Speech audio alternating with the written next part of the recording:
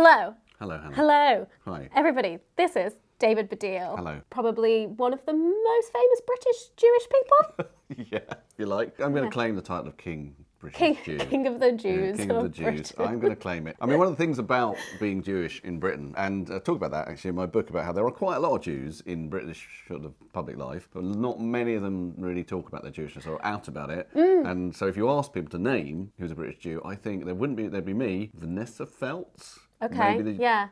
I mean, I just recently learned that Stephen Fry is Jewish. I did not know that. Yeah, well, I did a documentary based on my book, and he was in it, but he didn't come out in the documentary as Jewish. In fact, he did a Who Do You Think You Are quite some time ago, which was, because I've done Who Do You Think You Are. Yeah. To be honest, they always want a Jew in Who Do You Think You Are, because that means they get Nazis, and Nazis always make good TV. Love exactly. that. So, and his mum was Jewish. And So technically a Jew.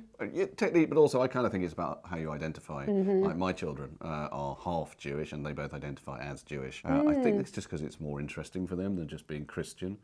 I think that's basically what it's about. Your partner's not Jewish? My partner is of Catholic background. Okay, but they don't identify as Catholic, I don't think. Interesting. Yeah. No, they both sort of identify as Jewish, I think. But anyway, Stephen, yeah, he is Jewish. In fact, when I sent him my book, he told me it sort of made him feel his Jewishness more and want to talk about it more. That's the same for me. Right. When I read it, here it is, folks. Here it is. I have talked about this book a lot on this channel before, so it's very excited to have you here. I'm going to have to get you to sign this. Yeah, we'll sign Yeah, it. so much stuff came up for me when reading this because, like, my dad's not Jewish, my mum is. That's how I know you, through my mum. So Debbie, Hannah's mum, Yeah. I went to a Jewish youth thing with a camp, and it was also a weekly thing. I'm going to say it was a movement called HORMONE. HORMONE, yeah. A socialist, Zionist youth movement, but I didn't really go there for either the socialism or the Zionism. I went there to meet girls, mainly. I wish your mum was an incredibly hot one, I have to say. Am I allowed to say that? Yeah. Anyway, nothing ever happened. I'm quite regretful about that. Oh, I'll let her know. Yeah, I think she does. That's how I know your mum, because we were both part of this Jewish sort of, social thing that we used to go to every week. Yeah, and I think my mum actually got me your book. So much came up for me in terms of kind of similar to Stephen Fry, like, I'm just going to compare myself to Stephen Fry. It's okay. Of like feeling a lot more connected to my Jewishness, kind of also bringing to light a lot of things that maybe I hadn't realised were experiences of anti-Semitism, whether that is like external or also internal stuff. And I think the first thing I want to ask you about is the whole like language around the word Jew as well, because you have that in your Twitter bio and you talk about it in here. Yeah. And that's something that actually I've noticed since reading this. I've been like practicing to see how it feels. To call yourself a Jew? Yeah, to say that instead of being like, oh, I'm Jewish. Right. Or like, oh, I'm a Jew. But can I come back to that and just say something else, which is, I think of you as a young person. I mean, you are a young person. Thank you. That's fine. Still a young person. Still a young person. And actually, that's been interesting from the point of view of this book, in that what you just talked about, which is, so the book is about, for anyone who doesn't know, I know you have talked about, for anyone who doesn't know, that it's really a book about, it's quite a short book, about my belief that within progressive spaces, because most anti-Semitism people think it comes from the far right, of course, which it does, and they think about Nazis and whatever, and all that is very important, and it's totally in the book, but the book itself is really about, it's a critique of the fact that within progressive spaces, within the conversation about identity politics, Jewishness and anti-Semitism as a concern is kind of dialed down, and it's sort of low in the mix. That's why Jews don't count, right? Yeah. And that's what the book's about, and it's had like lots of different responses. Some of them are exactly what it should have. Like, I had a really progressive person write to me on Twitter and say, God, yeah, I never really saw this in myself, this kind of thing, and he said, and it made me realise that anti-Semitism is the racism that sneaks past you, which is really true. But in terms of Jewish people, there was one response which I wasn't expecting. Quite a lot of Jews said, oh God, we've all been thinking this for ages. Thank you for sort of putting it into an easy, digestible form. But the thing that I didn't realise was how much Jewish shame I would have to deal with. Right? And Jewish shame, but by shame I don't just mean like real kind of shame, although you do definitely get that. Yeah, but you talk about bits of that in the book as well. Yeah, just people who don't want to talk about being Jewish. Yeah. And that can be older people who've got maybe Holocaust survivor parents or grandparents who said, no, don't say it because you get killed. But then what I got, and this was actually, I noticed it first, a friend of my niece who's at Sheffield University wrote to me and said, look, I spend all my time in kind of activist spaces. I consider myself a woke person, right? But the fact is, I've read your book and I've noticed something which I've felt for ages, which is if I want to bring up anti-Semitism as a concern and Jewish inclusion and Jewish representation, I'm too embarrassed. I feel embarrassed. I feel like I can't. I feel like they'll look at me blankly or just kind of laugh or whatever. And then he said, I read it and now I'm not going to do that. I'm going to really try and force it to happen. And so I was wondering if you felt a bit of that as well. Yeah, definitely. I think think the thing that it kind of helped clarify for me in terms of like why that is happening as well, because of the like anti-Semitic belief that the reason why Jews aren't necessarily always included in the like anti-racism movement is because we're also seen as privileged. Yes, but exactly. that narrative of like Jews being really privileged is anti-Semitism. It's anti-Semitism. Yeah. It's anti-Semitism, but also it's also simplistic in the extreme, because like it's not the case. Obviously, lots of other minorities include people with a range of wealth, and by minorities, by the way, I don't just mean ethnic minorities, right? So no one would say to a gay person, for example, well, gay people now as a demographic are fairly well off, so we can all be homophobic. No. Yeah. See what I'm saying? Yeah. I think one of the things that I struggled with in terms of that as well is the bit where you were talking about Jews not being white.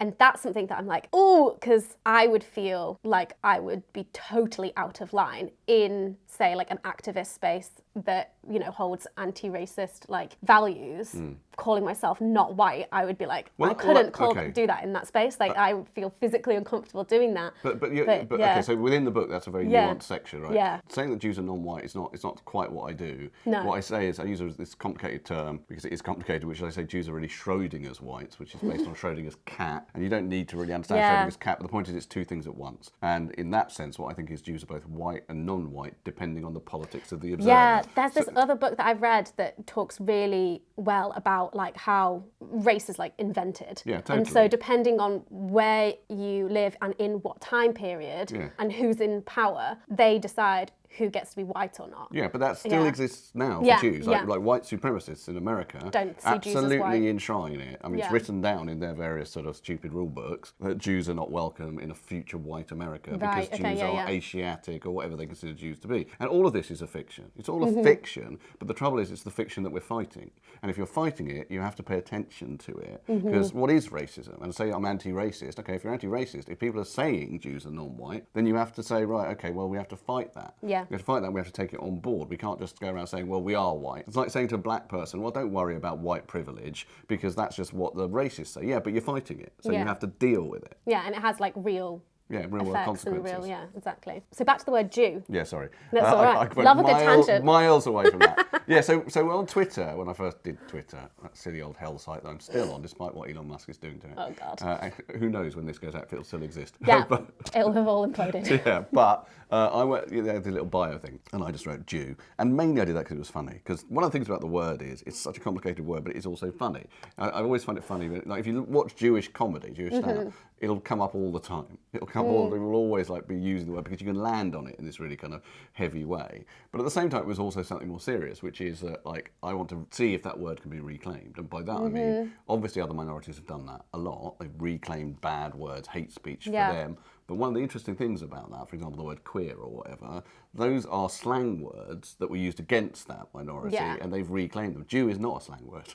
It's the actual word. But it's the actual word that is used in like a derogatory way. Yes, I know, but that's what makes it complicated. But it is the actual word. But the reason for that is that slang is quite a modern invention. Jew and anti-Semitism around the word Jew goes back centuries and centuries and centuries before the invention of that kind of slang. So we have to deal with a sort of toxic, very, very subconscious thing. I mean, you can notice it. I write a bit in this, which is actually from another book that I wrote called Secret Purposes, about someone translating a Nazi's words and noticing that if you say Jew as opposed to Jewish, then you convey what a Nazi feels. So saying Jew women is just unbelievably more Nazi than saying Jewish women. And it's sort of incredible. There's no other word in the English language. Like you just take the suffix off and it changes the nature of the word in such a morally extreme way. But that's, I think, it's sort of at the same time horrible and really interesting. Yeah, because I'm like flirting with it and like trying out myself in conversation. I now always say that. I always say, I'm a Jew. I never say I'm a Jewish person. I would, and I guess this is the case for most reclaimed words, is that if a non-Jew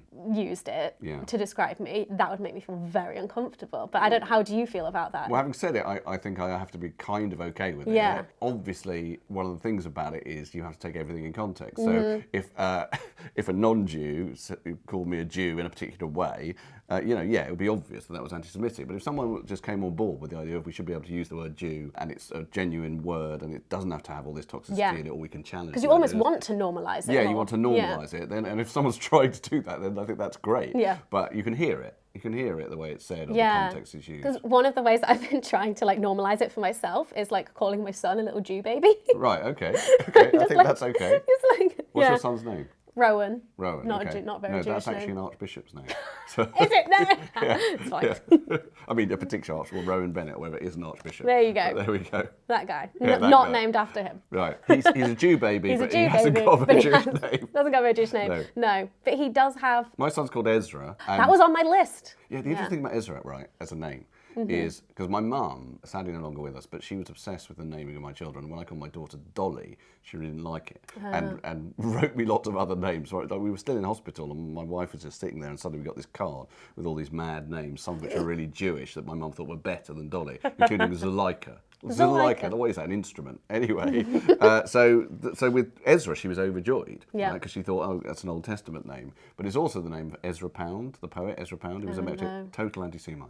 Like one of the biggest anti-Semites, supported Mussolini, was imprisoned during the war. There you go. So, you know, names are complicated. Names are complicated. You never know who's got who's got a name. You don't know. One of the things I also wanted to talk about that was like one of the big things that kind of like hit me in this book was when you do talk about like how Jews feel about, but also how they're sometimes made to feel about Israel. Right. This is something that I have done as like a Jew with a public platform. Yeah. Whenever I have mentioned that I'm Jewish, whenever it comes up, I'm like, oh, but I, you know, like I support Palestine, and I feel like I have to say that. Yeah. And then it was reading your book that made me realise, oh, I don't have to do that. You don't and have to. actually that's like Wait, internalised you could totally... and external anti-Semitism that I feel like I have to position myself rather than just being like, I'm Jewish and not feel like I have to apologise or anything. That's right. I mean, so obviously, if you want to support Palestine, that's a good thing to do. Yeah. But I don't think you should feel it incumbent upon you to do it as a British Jew. Yeah, it was always just like a footnote to I'm Jewish, but... Yeah, I'm Jewish, but don't worry. Like, who are you saying that for, is the question. You're not saying it for yourself, really. No. I mean, you might be if you really feel... Protecting. If you're protecting yourself, that's the problem. And my point is that it's racist, I think. It's racist because it implies collective responsibility for the state of Israel, for Jews around the world, which is not imposed on any other minority. And if it was imposed on another minority, you'd know straight away if it was racist. If I went up to Omid Jalili, I don't know if you know Omid Jalili, he's a British-Iranian comedian, really funny bloke, in my film The Infidel, which you should watch. I feel like if I saw his face, I would recognise him. Yeah, he's in this film I wrote about a Muslim who discovers he was born Jewish, called The Infidel. But if I went up to him, or even though it was a joke if it was me, but someone seriously went up to him and said, what have you got to say about the fact that Iran is presently killing all these women? It's terrible. What's your answer for that? Can you disassociate? People just think that's terribly racist. He's a British bloke. Why are you doing that? I do think that people do that with Muslims though as well, like the collective responsibility, and that is part of Islamophobia as well. But it's all the same. It probably is part of some Islamophobia, but I think it's very focused with Jews because partly there is only one Jewish state. Yeah. Right. So yes, I'm sure lots of Muslim people have to suffer. People, making them collectively responsible for various actions that are done in their name. I totally accept that. But there's this very strong focus, and very much in progressive circles, because that's what I'm talking about. I don't think a progressive person, a right-wing person, yes. Oh yes, but I don't think a progressive person would go up and ask a Muslim to answer for human rights in Saudi you're right. Arabia. That does more come from the right. I mean, even now, right? The World Cup's happening in Qatar. I've done various interviews where people have sort of spoken to me about, like, oh, football, Qatar, should it be happening, blah, blah, blah. I haven't had any conversations where anyone's sort of spoken about that in terms of, a Muslim person. How do you feel about that? But if the World Cup, it never will be, but was in Israel, all Jews would be being asked, is it okay, considering blah, blah, blah. Yeah. On football, though, you made a documentary about the Y word, Yid, in football. Yeah, it wasn't really a documentary. It was a sort of short film that was played at grounds. Can you tell us a bit about that word, Yid? Yeah. So I call it the Y word. I call it the Y word. I mean, it's not because I find the word Yid incredibly offensive, although it is offensive. It's more because I want to. The whole book is about this. It's trying to bring Jews into the identity politics conversation, right? And sort of asking why aren't they there? And one of the ways you can see that is, on this program, and indeed when I wrote the book, and even 10 years ago, I'm calling it a program. You definitely used the words N word or P word, right? But you just said the word Yid. Yeah. So the question is, why is that more or less acceptable? But anyway, the reason I started talking about it and did a film called The Y Word is I was at football. You may know I'm a big football fan, with my brother Ivor, who you've probably met. Yeah, I think so. Ivor Baddiel. We go to Chelsea every week, and this was back in 2009 or something. And for anyone who doesn't know, there's this thing, especially in London, where Tottenham Hotspur are imagined as being a Jewish club. And I say imagined because they're not, right? They just, from Stamford Hill, which is a Jewish area, but in their ground, in White Hart Lane or whatever, there'll be 40,000 people, of which maybe 4% will be Jewish, right? And despite that, they have this thing of identification with the word Yid. I'm just going to use the word, and they chant Yid Army or whatever. And the trouble with that, apart from the fact that it's massive appropriation of an identity that is not theirs, the other problem with it is that, of course, that leads to massive anti-Semitism coming back at them, going on for years and years and years. We'd be sitting at Chelsea, and people would be chanting like incredible anti-Jewish stuff. Spurs are on the way to Auschwitz. Hitler's going to gas them again, stuff like that. Okay, and it would go on and on. And me and my brother would just sit there, and then one particular day, it started, we weren't even playing Tottenham, but it starts up randomly sometimes. And all the crowd, like, this is really frightening, by the way. It's always really frightening. Like 20,000 people, or whoever it might be, are chanting, like this really aggressive way, not in a positive way, like Spurs. Like, and you're like, what would happen if I just suddenly was like, oh, by the way, hello? No, that is what happened. Okay. That is what happened. I'll relate this in the book. Basically, one bloke completely got out of hand and just started shouting, fuck the Jews, like over and over again, kind of clearly at me and my brother. I was already well known by then. It was clearly at me and my brother. And Ivor got up, and Ivor's always been a bit protective of me because he's my older brother. He got up and said, just fucking shut up, mate. And I thought, oh, fuck, it's going to go off. And it was just horrible. It didn't go off, but it was horrible. And then Ivor sat down and said, I think I'm going to cry. And I remember thinking it was incredibly sad. And we made this film about it, which tried to raise awareness. And things have changed a bit. But the central point about it is not that there was an anti-Semite at a football match. That just is what happens. There's lots of racists, lots of different minorities. The point is, by 2008, there was stuff in the programme that said any racial abuse of any sort will be ejection for life for the person seen doing it. Right? Yeah. So football's moved on by 2008. Yeah. But yet someone can chant "fuck the Jews." Yeah. And no steward did anything. Yeah. Like, literally nothing. Because it's not seen as. It's not seen as racism. That's the problem. And the idea. I mean, I talk about this in the book as well. Sorry, I'm just talking a lot now. And I feel I should take a breath so that you can talk. But there's one thing which is very important, which is I think a lot of people watching this might think, well, it isn't racism. It's religious intolerance. But it's not religious intolerance. Like, I'm an atheist. I don't know what your religious beliefs are. Atheist, but and I can promise you, although you would be in slightly less trouble with the Gestapo because you're a half Jewish, you'd still be quite a lot of trouble. I would be shot, right? And it would make no difference that I don't go to synagogue, don't keep kosher, whatever. They don't care. Racists don't care about religion. They care about what they think is your identity, which is fixed. Yeah.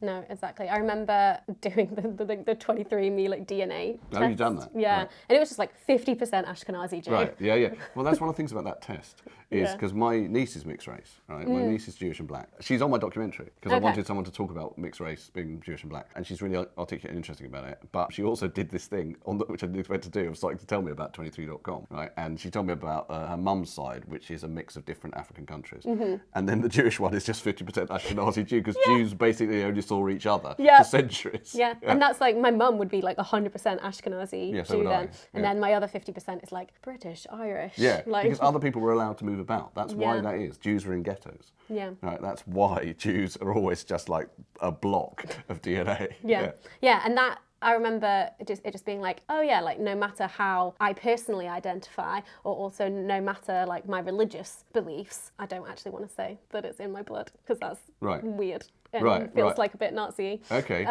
But I think it's okay. But also, but that was like the justification of, that's kind of like how Nazis thought of it as well. But I don't know, there's like part of it is like, I'm really proud of that because I'm like, I see that 50% and I'm like, yeah, it's in me. Like, I am Jewish. Yeah. And then the other part is like, okay, well, if anti-Semitism like really fucking kicks off, then like, I'm not safe. Like, you're not safe. No, you're not safe. But I think you should, in a way, fold that in to how you think. So the most complicated thing, which you've now touched on, is sometimes in the census, in the British census, there's no ethnicity box for Jewish. No, and I remember seeing people talk about this after I'd already filled it out, and I was gutted that I didn't get to kind of, I think I put Jewish down as like my religion, but I don't identify with it as my religion. No, so I don't put it as religion. It isn't religion, but in ethnicity, of which there's now many boxes. There's about 5 different types of black British ones and different types of Asian British ones and many different ones because they're trying to make sure that no one feels left out. There's no Jewish one. It's in other and you have to write it in or whatever. Now, here's the thing. I've been talking about that and various people have got in touch with me to tell me that apparently they did a survey in like 2011 or whatever and a lot of Jews said, oh, we don't want this because we're worried it's a bit like what the Nazis might do. Right? And what I think is right, you have to You don't try want to be and on a move- list. What? No, but you have to move away from that. You have Yeah. to move away from all that fear. That's the same thing as when people say, oh, we have to have Israel because it's a sanctuary. Move away from fear and think about how other minorities work. And other minorities work in terms of empowerment and visibility, right? I mean, all the civil rights stuff has been about that. It's about saying we are proud to be this thing. We're not going to hide. Yeah. And Jews are still hiding at some level. They're so traumatized by the fucking Holocaust that they're constantly thinking, even now, I don't want to be on a list or whatever. Yeah. No, the reason other minorities are on that list and the government have changed it is because those other minorities want are to be saying seen. we want to be seen. Yeah. We want to be represented. We want to And be if you- seen, we want to be heard, Yeah. we want to be counted. Yeah, and that doesn't work with the notion of like, oh, no, but but what if we are, we might be targeted. You have Yeah. to accept that as part of the deal. But that's so interesting that you say like it is like a trauma from the Holocaust, and like I'm 3 generations removed from that, and I'm like, oh. Yeah, I'm not. My mum was born in Nazi Germany, and it's totally in my bones. I actually don't have any of that sense of like, oh, fucking hell, what if we have to get in a suitcase and go and whatever. I'm not saying that's never going to happen, right? Because it's cyclically, anti-Semitism's never gone away. But I think the way you deal with it is by fighting it where you are, rather than thinking let's go into an attic. Yeah, I have a question for you actually, because I did know that your mum was in the Holocaust. Me and my family recently got German citizenship again. I wondered like how you feel about. Oh yeah. No, I've made inquiries about it. I haven't actually done it. I really kind of do want to do it. It's slightly complicated because I'm also American. I'm American and British, and because I was born in America. Yeah. And if I had 3 nationalities, that feels a bit mental. But I pick the most useful ones. Yeah. Well, actually, American is actually a pain in the arse. But anyway, that's another thing. I think I will get German citizenship because I hate Brexit and I hate having to be in stupid queues at airports and all the rest of it. I do feel a tiny bit conflicted about it. Yeah. I do feel a tiny bit like, I don't know if you know, because friends of mine have done it. Yeah. You go to the German embassy and they're really nice about it.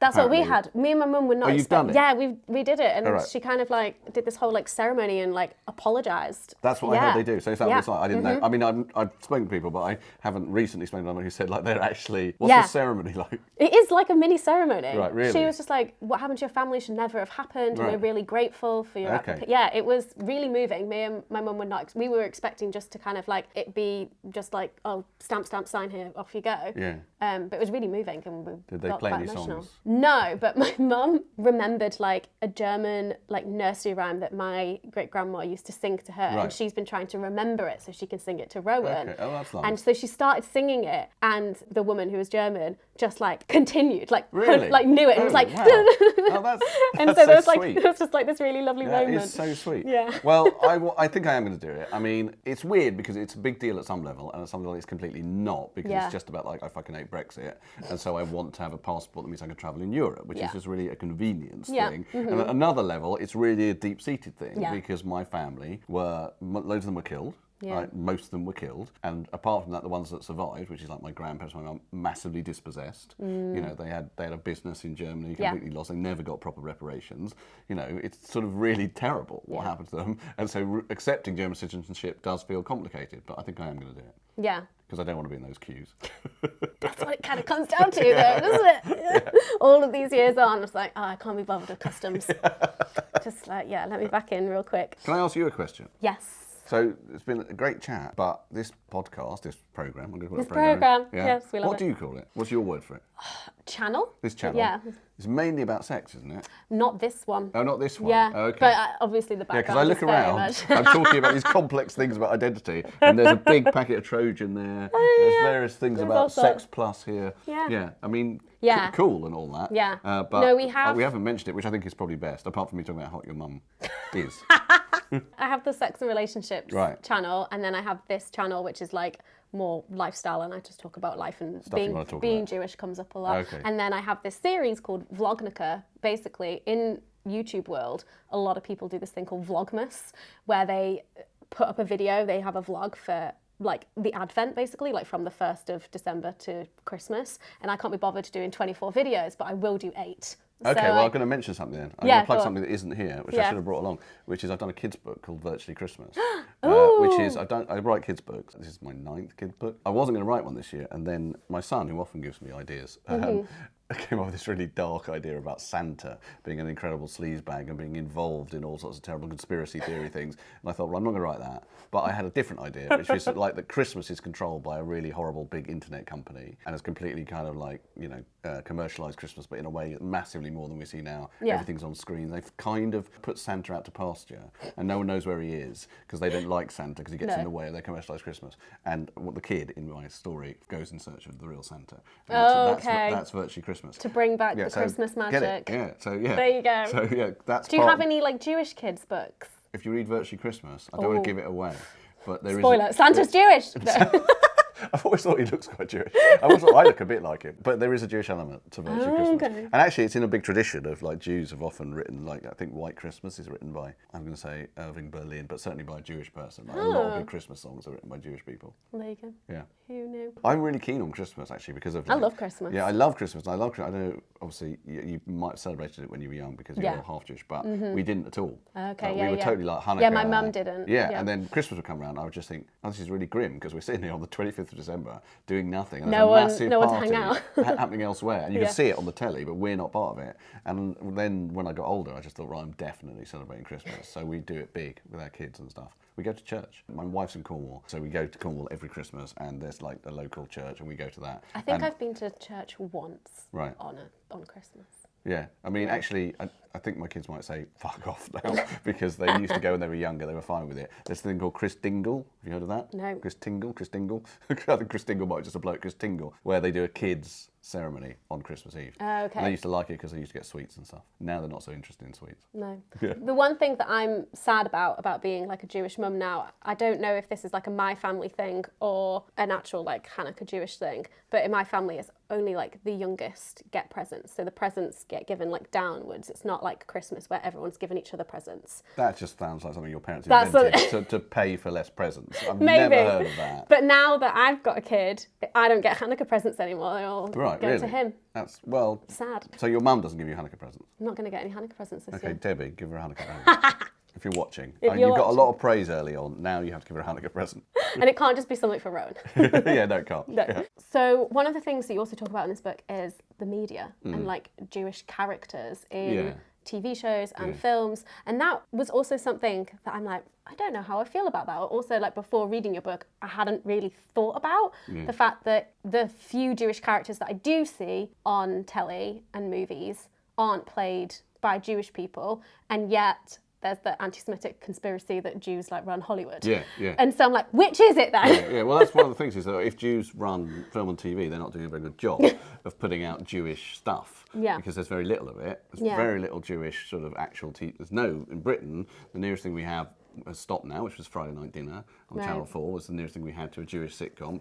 And one of the things about that show, which is a great show, it's really funny, but none of the family are actually Jewish. Okay. I mean, the actors. Yeah. The only one who is a guy called Tom Rosenthal, and he's half Jewish, and he has disavowed it publicly, which is an interesting thing. Oh, wow. He like went on, did an interview where he said the last real Jew in our family was like 4 generations back or whatever. And it's just, I was interested, it was before an Edinburgh show that he did that. And I thought, right, no other minority performer would do that. Like the idea of any other minority going and doing an interview and disavowing their minority heritage, particularly before an Edinburgh show, it's impossible. Again, it's about that visibility and inclusion thing that Jews are slightly like whatever about it. So the reason I talk about it is not because I think that it's definitely the case that actors should always be totally in line with the character they're playing. I think that's a discussion to be had. It's a discussion whether or not it's okay for an actor who is not from a community, whether that be whatever, can play that part. Point is, in real life, that argument isn't happening. It's just the case.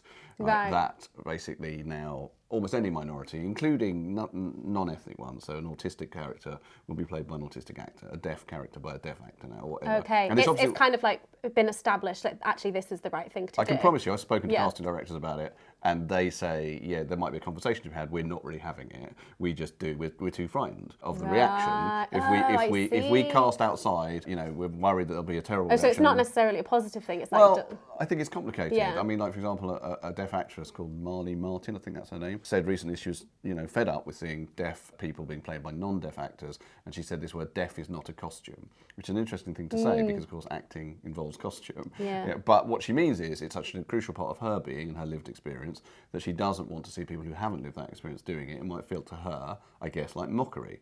That's the same for Jews. That's the problem. It's the same for Jews, but Jews don't get that stricture. Okay. Jews, it's totally, when I see someone playing a Jew, a lot of the time I think, well, you haven't got it quite right. It's not, I kind of know you're not Jewish and you're kind of acting up to an idea of Jewishness. And you know, but the main issue I have is not even that. It's just like, if we live in a world where respect essentially is being paid to other minorities to the extent of, we don't want your lived experience to be traduced by some actor doing it wrongly, and you to feel like, why is that not being offered to Jews? Yeah. And Sarah Silverman on my documentary says, I know why. It's because they think, oh, they're fine. They don't need it. They're fine. They run Hollywood, blah, blah, blah. And that leads, unfortunately, down the line to a lot of very bad things for Jews. Yeah. And in terms of like, are there any shows that have done it well? Like, because the only like Jewish show I can think of with is Jews like shows with Jews not with Jews in. Well, I don't know about some of the other characters. I know the main character or the main actress isn't Jewish, but the Marvelous Mrs. Maisel. Well, let's have a problem with the Marvelous Mrs. Maisel. So the Marvelous Mrs. Maisel, I have a problem with because it's a very Jewish show. So Jewish. It's but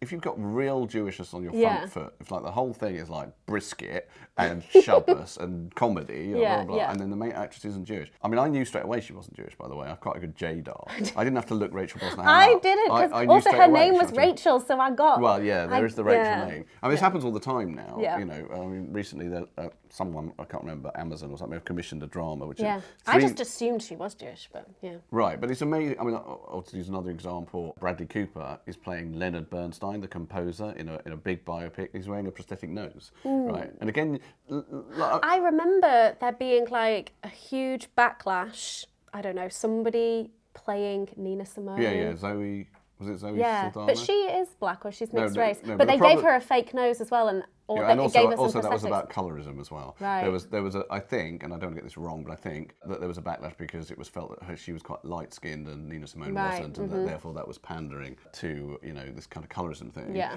I don't want to get involved in that because it's not my place to, but it does show something, which is that people are very hot on that stuff. They're very like, no, this is wrong, and it's not authentic and whatever. Yeah. Except when it comes to Jews, right? Then they're not bothered at all, and there's no real allyship in sort of fighting for the possibility of it happening. I mean, I think there's some brilliant, obviously, but they involve Jews, like Curb Your Enthusiasm, which, you know, Larry David is obviously a genius, but also if you actually watch that show, it's unbelievably Jewish. There's an episode in Curb Your Enthusiasm, I don't know if you ever watched it. I've like seen 1 or 2 episodes. Okay, there's one episode of Curb Your Enthusiasm where Larry David stays with some very frum people. If anyone doesn't know, that's very Orthodox Jews. Right. They've got a ski chalet, and he's staying with them. I can't be bothered to explain why, it's very convoluted, but the important point is he's trying to get in with them, he's trying to pretend he's Jewish. But at one point, he can't bear it and he eats a hot dog or something because he can't bear the kosher food off one of their plates. And they find him and they get very angry, and then they say he has to go and bury the plate in the garden for 3 days to wash off the trafe. Right. And I remember watching that and thinking, I've never heard of that. I am King Jew, as we've discussed. I've never heard of that. That's so Jewish for that to be in this comedy show. And I kind of love that. I kind of love that on a big American comedy show, they can have something so niche about Jews. We don't really do that in this country. Someone would say, if I wrote that in the British TV, someone would say, no one will understand that in Britain. Somebody I know was talking about things that are made by a minority for a minority when they don't have to do any explaining to an outside audience. And they were talking about it, I think in the context of like trans people, and how like, I think it was a podcast or something where like trans people are talking about their lives and stuff with each other, and it's intended for a trans audience as well. And so there's a lot of like not having to explain. You just kind of go, oh, blah, blah, blah, like, and you just assume the audience get it. And I think that is also like a really beautiful thing as well. When I have seen it with Jewishness as well, in terms of like, we don't have to explain this. Like, the people who will get it, and that's fine. Well, actually, I mean, interesting enough, years ago when I did a show, Fantasy Football League, me and Frank Skinner, who did that show, thought that about football. We thought, we're making this for football fans, so we're not going to constantly explain football references. But then other people watched it anyway. Other people who weren't football fans watched it anyway, because once you have the confidence to do that, then I think the outside world takes notice anyway. And I think one of the great things about inclusion and representation, the way that we've changed, is that minorities can create stuff which is their voice and kind of speaks to members of the minorities, but the outside world kind of has to take notice now. It doesn't ghettoise it. You know, it watches it and it feels like, oh, I should know about this and, you know, whatever. Oh, like, oh, wait, if I don't get that, like, why don't I get exactly. that? Why don't I know a lot about this culture? Or That's right. Yeah. That's right. And it's challenging to the sort of the whatever you call the outside world, the mainstream, the white Christian mainstream. It's but they're sort of forced to absorb it, right? But again, that sometimes isn't the case for Jews. Sometimes Jews feel like, oh, or certainly people who might work with Jews on that might think like, oh, well, I don't know if a Jewish show would really speak to people. I mean, there has never been, like, it's a show like Goodness Gracious Me, do you know that show? Okay, it's a really, really funny show done by Sanjeev Bhaskar and Mira Sayal and other people, and it's a show, you know, it's an Asian comedy show, right? And it was on in the 90s, it's really hilarious, right? And there's Famland, which is kind of a black sketch show, and these are great shows. There's not been a Jewish version of that, and I don't know if there ever would be, because it might feel like, oh, it's not really a culture we need to highlight in the same way. Have you ever like had stuff where you've been pitching things and there's been like it's not. You know what? It's changed. It's changed, and it's changed in a way that is sometimes troubling for me. So it's like in the past, it would definitely be like, no, we're not doing this. There's not enough interest. Now, partly because of the book and partly because of a change in attitude, people want me to do Jew stuff all the fucking time. But it has to be about anti-Semitism. Well, no, it just has to be. No, that's not true. Okay. I could probably get a show commissioned about. In fact, I was just asked. It's not my own show to do a radio show about Jewish comedy or Jewish humour, which I don't want to do. Well, this is a typical thing for someone like me. But I think like, okay, I don't want everything I do to be about Jews. Right, Because otherwise that in itself is sort of, well, it's not racist, but it creates a situation whereby, you know, if a black comedian is on a show, he's not expected to just talk about being black, which is, you know, at some point he might have been, but now no, he or she, right? Whereas I think the idea that as a Jew, all I can do is talk about being Jewish is still limiting. Yeah, well, thank you for coming on my programme and talking about being Jewish. Yeah, all I've done on your programme, but that's fine. Yeah, what's kind of like your favourite thing about being Jewish then? That's a good question. Well, I like being Jewish a lot, actually. One of the things, because in terms of what we said earlier, right, is I'm very, very open about myself. Like all the shows I've done in the past, the show that you mentioned, which we haven't talked about on the camera, but you talked about seeing my show about my family. My family, yeah. Yeah, which was about my mum and how she had an affair with a golf memorabilia salesman and turned her lives over to golf and like all that stuff. There's nothing really much about being Jewish in that show, but people thought of it as quite a Jewish show because it was so sort of overexpressed about family and about emotional life, and so kind of like, you know, I'm just going to put it all out there. And not every Jew might be like that. It's a stereotype, but I am. And I relate that to Jewishness, and I like that about myself. Like I remember once, I don't know how you feel about this, I used to do a show which I created on the radio called Heresy, and it's still going. I don't host it anymore, but it's a show in which received opinions and kind of cliches are challenged by a panel of people. Okay. I used to come up with the cliches and the received opinions, and one of the first ones I did was men are much worse at expressing their emotions than women. I challenged that as an idea because I think that's only true for certain for non-Jewish men. Well, yeah, that was basically my point. My basic point was like, not Jewish men can't shut up about their fucking emotions, in my experience, and so I don't accept it. So, I like that. Yeah. Do you all have any final thoughts, things that you want to say about being a Jew? And also, like, I know a lot of the people who are watching this will consider themselves progressive leftists. Well, like in terms of progressives, just read the book and whatever. And there's a documentary out. And the documentary, which is probably still on when this goes out on All 4. You can watch it, and it's also called Jews Don't Count. If you are uncertain or conflicted about talking about being Jewish or being open about being Jewish, don't be. Just be kind of militantly unashamed of it. And take our lead. We should take our lead from other minorities who feel like empowered or are working towards empowerment. And Jews seem to be struggling to do that. Yeah. And they shouldn't. I hadn't considered that parallel before about like the instinct is like fear and hiding. And actually, we should look at how other minorities are doing it in terms of like visibility, representation, empowerment. All that stuff, all those words. All of those buzzwords. All of those words should have Jews in them. Yeah, exactly. Well, thank you so much. Thank you. I've really enjoyed it. Wonderful. Yeah, me too. I hope you guys enjoyed this video, and we'll see you in the next episode of Vlognica on this here programme. Very official. Happy Vlognica. Happy Vlognica. Yeah. Goodbye. Bye.